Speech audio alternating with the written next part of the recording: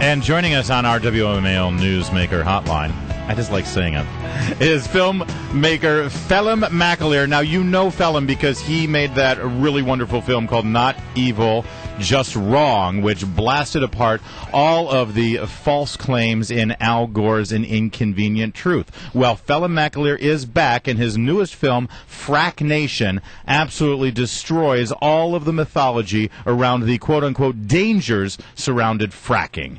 Phelim, thanks so much for joining us this morning. Oh, good. It's good to be there. Thanks, Larry. All right. Now, so tell us a little bit about the film. First of all, what inspired you to make Frack Nation? I suppose I saw Gasland. It's a sort of a long story, but it's interesting. I saw Gasland, and I just went to a Q&A with the director of Gasland, asked him some questions, found out there was a lot of lies in it, put the exchange up on YouTube, and the director of Gasland, a fellow journalist, forced YouTube to take it down on a bogus copyright claim. And I thought, my God, this man is hiding something. There's something big here that he doesn't want people to see. And that's why I decided to make Frack Nation. Now, Gaslands is a documentary that supposedly exposes the dangers of fracking. And fracking, just in case anybody doesn't know, fracking is this process where they, and it's been around for like 100 years. Gosh, it's been around forever. Yeah. Where they inject water into the ground and it extracts natural gas and other potentially... They make a fracture deep within the ground so that the oil and gas can be released. Look at you. Well, I'm from the oil field. That's where I was born and raised. All right. So, now there's a new film out. This is not a documentary. It's a feature film starring Matt Damon, co-directed by Matt Damon, Phelim, and this is called Promised Land, and that's also anti-fracking, right? Well, not according to Matt Damon, which is why I think no one went to see it. I mean, it's quite obviously anti-fracking. It's anti-fracking for its core. But Matt Damon gave all these interviews and marketed the film as some kind of film with American intensity, and not really fracking, not really anti-fracking. How dare you think that? I mean, come on, Matt, man up. You know, this is an anti-fracking movie. Accept responsibility. I think that's why Promised Land has not done well at the box office, and that's why I think he got no Oscar nominations yesterday. I mean, he should have got Oscar nominations. You know, it's him and John Krasinski, two of the most popular people in Hollywood. But no, nothing yesterday, and that's because he was being dishonest with the content of the film. And Phelim, first of all, the people can go to fracknation.com to get information. And this is actually, you're doing an interesting thing in premiering this film. You've got a premiere on both coasts in New York and Los Angeles, but then you're also doing a premiere on cable, right? Yeah. I mean, the premiere is really on January 22nd at 9 p.m. Eastern on Access TV, Mark Cuban's AXS TV. We thought it was important to get into everyone's homes in America so that people could see this for themselves.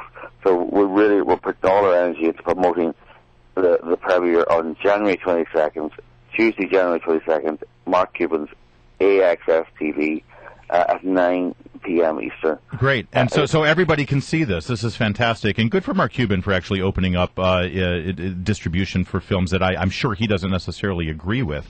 Let me ask you that. Let me be devil's advocate. I've seen these scenes in Gasland where people light their tap water on fire, and they do that. Oh right? yeah, that's very dramatic. They point to that and they say, "See, fracking is putting gasoline or it's putting natural gas into our water. Otherwise, why would we be lighting our?" If you saw that, you go, "Oh my gosh, this has got to be a horrible problem. That can't be healthy." That's right. So, Phelim, how is that an okay thing? Well, I mean, if that was true, if that really was caused by fracking, then fracking possibly should be banned. But the thing is, as I discovered, and really what propelled me to make this film was, people have been lighting their tap water in America for centuries. There are 3 places in this country of yours called burning springs. You know, there's burning fountains in Louisiana 100 years ago. There's a lot of gas down there. Some of it comes up through the ground, and some of it comes up through the water. It's naturally occurring. Fracking's been going on since 1947, but they've been lighting their water in America for hundreds of years. George Washington lit the water at a river in New Jersey. He mentioned it in his letters. I mean, so when Washington crossed the Delaware, he actually set it on fire as well. Wow, that would really change that famous portrait, too, wouldn't it? Phelim, all right, here's another one for you then. Fracking injects all these harsh and dangerous chemicals into the ground, and the evil companies won't release what the chemical makeups are. They're keeping it private and secret. Well, the chemicals aren't harsh. They're basically household cleaners, and the companies do release the chemicals. They just don't release the quantities. They want the recipe kept secret, but not the content of the recipe, if you know what I mean. So it's the quantity of the chemicals that sometimes some companies don't release. But there's nothing there. It's a mile or two under the surface. The water table is about 150 yards down. It's well below the water table. It's not going to harm anyone. It's deep down. Yeah, the thing that when I read about fracking, the thing that I see going on is that this technology, and by the way, the technology has gotten better and better and better as they've gone along. And as this technology is been perfected, it's being used in different places around the country. And one of the things that it is doing is helping to bring our in the recession. It's giving jobs. It's helping our sort of languishing economy. It's one of the bright spots in the Obama economy. I mean, there are places in this country right now where you can't apparently go and buy a house or get a hotel room or anything because there is such a boom in activity around this fracking, and yet it seems that there are some out there who think that that's a bad thing. Yeah. I mean, basically, and I think we have to wrap the interview up now. I have to go to another interview, but anywhere where there was fracking, there's been no recession. Full stop. Exactly.